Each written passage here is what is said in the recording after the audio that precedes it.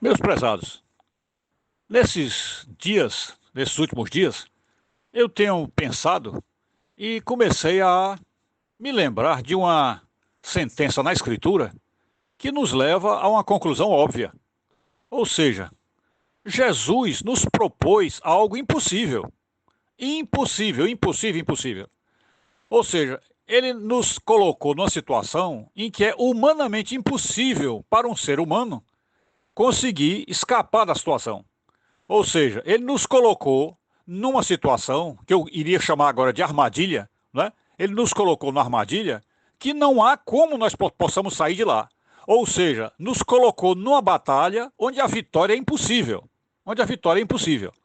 E isso aparentemente parece uma coisa não só contraditória em relação a Jesus, como uma coisa meio injusta, né? Como é que ele pega pessoas tão frágeis, tão sem proteção, né? E principalmente tão sem poderes diante do sistema e coloca a gente num conflito nessas circunstâncias, né? Então, a mensagem de Jesus que nos propõe o impossível é algo que a gente tem que começar a pensar a partir da parábola que o próprio Jesus colocou para nós, não é? Jesus colocou uma vez uma expressão que está lá na Bíblia, dizendo assim: eis que eu vos envio para o meio de lobos, não é? Ou eis que eu te envio para o meio de lobos. Imagine o que é a gente como ovelha, né? Porque ele diz assim: vós sois as ovelhas, né? E eu vos envio para o meio de lobos, como se fosse assim, que as ovelhas estarão no meio dos lobos. Agora imagine o que é o conflito, né? A briga entre uma ovelha e um lobo. Vocês hão de convir que, no mínimo, a figura de Jesus é uma figura, vamos dizer assim, complicada para se analisar, não é? Complicada, porque já de saída, ela já está perdida de saída, porque todo mundo sabe, qualquer biólogo, qualquer zoólogo, qualquer estudioso dos animais sabe que uma ovelha jamais ganharia uma luta com o lobo, jamais. Mesmo que tivesse chifres, mesmo que tivesse, não ganharia. Além do que, ele não fala que é as ovelhas para o meio dos lobos, não. Ele fala, eis que eu vos envio para o meio dos lobos. Então, é como se fossem poucas pessoas, é um pequeno rebanho, no meio de uma alcateia, do meio de uma quantidade de lobos, não é? Então isso aí é impossível, porque se no conflito individual entre uma ovelha e um lobo, a ovelha não ganharia jamais, evidentemente um pequeno grupo de ovelhas no meio de uma alcateia serão todas trucidadas, serão todas mortas, né? Devoradas.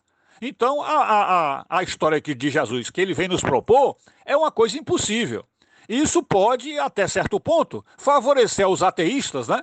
Que dizem que a Bíblia é um conjunto de fábulas, que não tem fundamento nenhum, sem contar que está sendo trazido por um Deus injusto, né, que coloca pessoas pobres, frágeis, inocentes, no meio de bandidos, né? Então, quer dizer, é uma coisa que a gente fica assim a pensar. Então temos que tirar as deduções, as conclusões de o que é que Jesus quis dizer com nos colocar, nós como ovelhas, no meio de lobos. O que é que significa isso? E afinal, o que é que tem isso como missão para nós? O que é que isso reserva de missão para nós? Ou o que é que nós podemos fazer neste caso? Então vamos aí para o segundo áudio. Raciocinando em cima disso, né, dessa proposta de Jesus, que é, vamos dizer assim, por todas as vezes do raciocínio humano, é uma coisa absolutamente impossível, né, uma ovelha ganhar de um lobo. Então, partindo desse princípio, temos que analisar o que é que de fato nós, como ovelhas, podíamos fazer na frente dos lobos, não é? Aqui temos que pensar, por exemplo, o que é que as pessoas que foram vitimadas aí, absolutamente inocentes, e hoje estão presas, não é? Presas pelo regime, presas pelo sistema. O que é que essas pessoas poderiam fazer para lutar contra o sistema, não é? Aí tínhamos que dizer que o sistema é a alcateia, é o bando de lobos, não é? E os que estão presos injustamente, os presos políticos, são as ovelhas. O que é que essas ovelhas podiam fazer contra o sistema? Nada, né? Absolutamente nada. E estão fazendo o que agora? Apelando para que algumas pessoas que têm poder possam interferir por elas, não é? Através de cortes internacionais e outros recursos, né? Para ver se consegue, pelo menos, diminuir a injustiça desse encarceramento, né?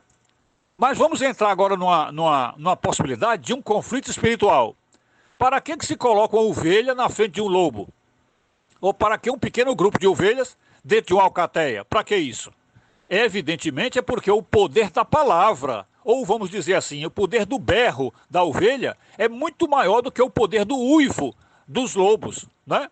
Os lobos uivam, as ovelhas berram, então é como se Jesus estivesse dizendo: o berro de vocês vai ser maior do que os uivos. E aquilo que vocês berrarem vai ficar nos corações, vai germinar nos corações, e vocês poderão transformar lobos em ovelhas. Então haverá a possibilidade de conversão de lobos. Então a missão de vocês como ovelhas é justamente isso. Vocês vão sofrer muito, vocês vão apanhar muito, vai ter muito sofrimento para vocês, mas alguns lobos que vocês conseguirem tirar de dentro da alcateia, será para nós aqui no céu uma grande alegria. Até porque vocês, como ovelhas, já estão salvas. Então, para nós não haveria tanta alegria assim, pois vocês já estão salvos. Mas a conversão de um lobo é uma alegria profunda aqui no céu, né? Porque é como se fosse ali a 100ª ovelha que nós conseguimos resgatar. Esta 100ª ovelha, ela representaria um lobo perdido, um lobo solitário, que apesar de lobo, encontrou lá, naquele caminho tortuoso do filho pródigo, encontrou só as comidas de porcos, só aquela sujeira, só aquele sofrimento, e acabou voltando para o pai, dizendo que: pai, pequei contra o céu e contra ti, né? Então é possível que seja isso. O trabalho das ovelhas é na tentativa de conversão dos lobos. Isso prova o quê? Que Deus confia tanto na palavra dele, a palavra que nós vamos falar, que é a dele, a palavra que sairá da nossa boca, que é a dele. Então ele confia tanto nessa palavra, que ele nos coloca no meio dos lobos.